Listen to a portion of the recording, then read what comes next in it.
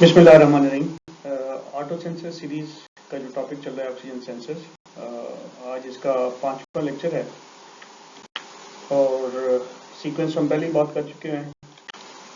Last lecture के अंदर हमने वाइड बैंड जो नैरो बैंड सेंसर का ऑक्सीजन सेंसर की हेडिंग से कंस्ट्रक्शन की बात की थी और हमने वहाँ पे दो सेंसर्स सामने रखे थे, दोनों ही एक नैरो बैंड सेंसर और एक वाइड बैंड सेंसर है, बट ये दोनों सेंसर एक ही तरह के लगते हैं और इनमें फ़र्क हमने लास्ट लेक्चर में काफ़ी डिटेल में बात किया था और एक और लेक्चर भी हम बनाएंगे जिसके ऊपर कंप्लीट डिटेल्स के साथ हम डिफरेंसेस के ऊपर बात करेंगे।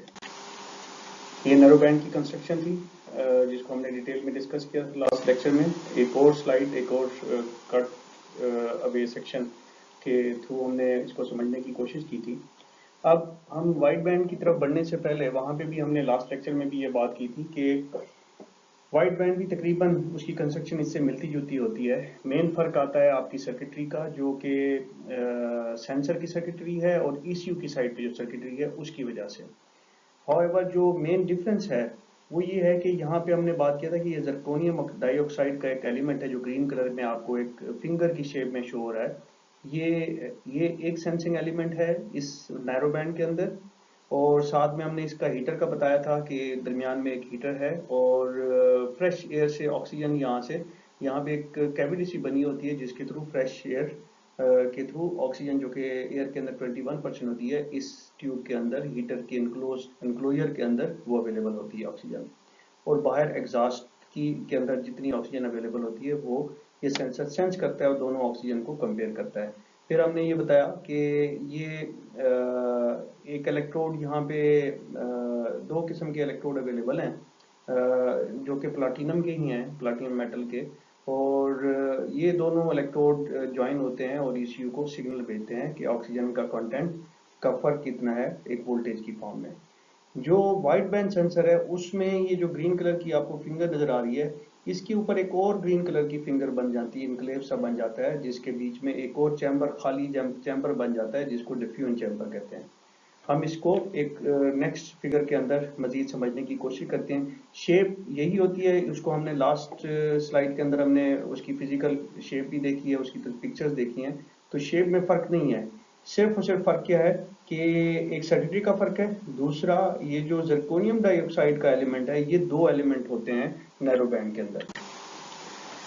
को कट अवे सेक्शन कोई पिक्चर नहीं मिल सकी। हाउएवर अगर आप इसको उस फिंगर की मदद से, जो मैंने लास्ट टाइम बात किया था कि आप ये समझें कि ये वो ग्रीन कलर की फिंगर है जिसमें जर्कोनियम ऑक्साइड है और यहाँ तक ये ट्रेवल कर रही है और बीच में यहाँ पे हीटर लगा हुआ है और इसमें कैविटी के थ्रू ऑक्सीजन, फ्रेश एयर से ऑक्सीजन यहाँ पे अवेलेबल हो जाती है।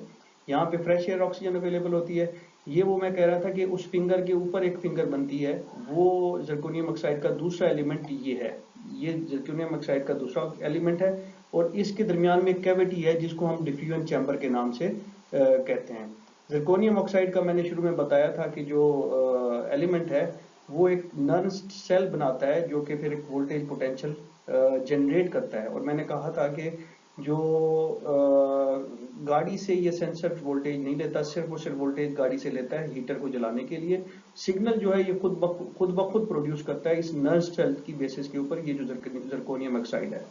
तो एग्जॉस्ट, ये जो टिप है सेंसर की, ये एक्सपोज है एग्जॉस्ट पाइप के अंदर। ये एग्जॉस्ट पाइप को हमने सिमुलेट किया है और उसमें जो बाहर वाला नर्स्ट सेल है वो एक्सपोज होता है और वहाँ से यहाँ से ऑक्सीजन की तरफ एक्सपोज होता है और ये डिफ्यूजन चैम्बर है। जब हम वर्किंग प्रिंसिपल पे बात करेंगे इनके वाइड बैंड सेंसर की तो हम बताएंगे कि इसका क्या काम है।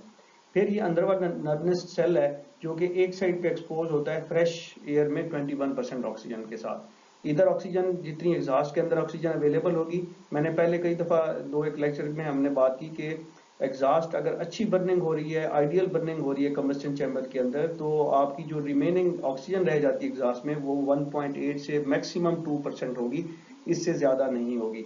यहाँ पे चूंकि फ्रेश एयर है तो यहाँ पे ऑक्सीजन 21% के लगभग अवेलेबल होगी।